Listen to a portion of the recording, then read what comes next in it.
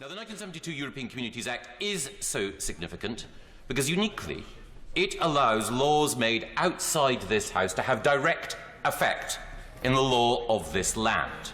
That means that laws which are framed, designed, shaped by individuals whom we have never elected and whom we cannot remove, have a sovereign ability to dictate what is legal and what is illegal in this House. And I listen with respect and interest to all those, like the honourable gentleman who just spoke, who stressed the importance of parliamentary scrutiny.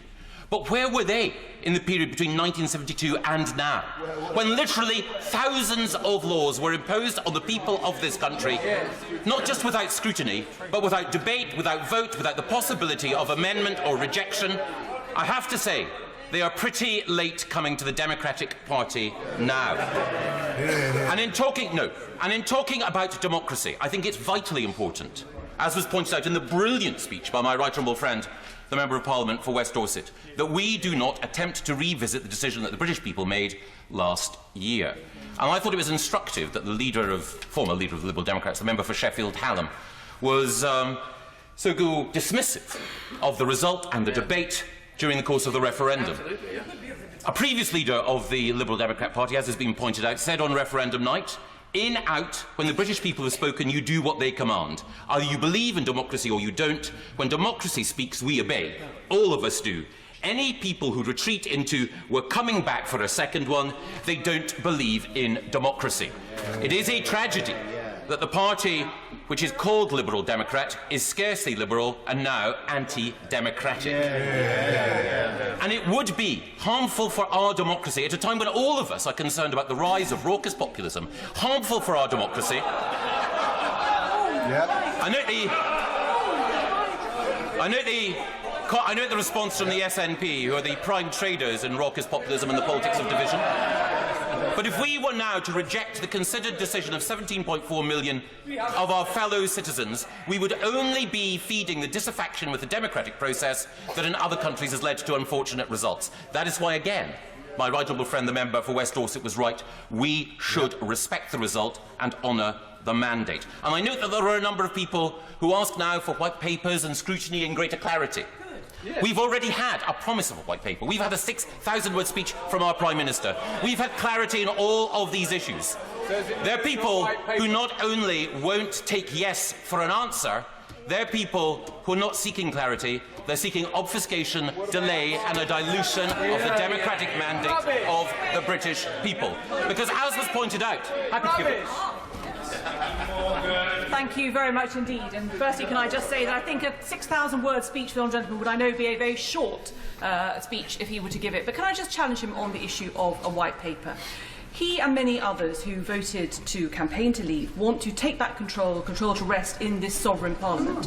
Does he not agree, then, that it is right that the government's terms that they want to start negotiations with are presented in a white paper to this parliament and not just in a speech at Lancaster House? The Prime Minister has already agreed that a white paper will be published, and I think quite rightly so. And I think it is also the case that the Secretary of State said from the dispatch box that it would come as soon as possible. I have enormous respect for my right honourable friend. I'm going to return to an argument that she's made outside this place in just a second. But I would say that so many of those who call for a white paper or clarification so very rarely actually outline what they think the right course is. It is so very rare that we have a positive case put. Instead, what we have repeatedly is an attempt to rewrite what happened in the referendum debate. The honourable member for Derby South tried to present the referendum debate as though it was somehow inconclusive on questions like our membership of the single market or the customs union.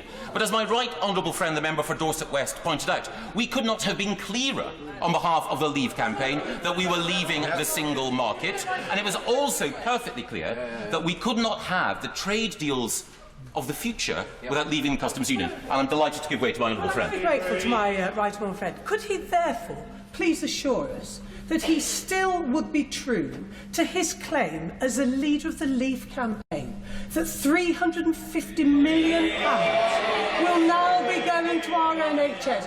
Or does he agree with others that actually that figure was always false and it was a lie? I've no idea whether or not the word lie is unparliamentary. But what I do know is that as someone who is not in the government, I can't deliver these sums.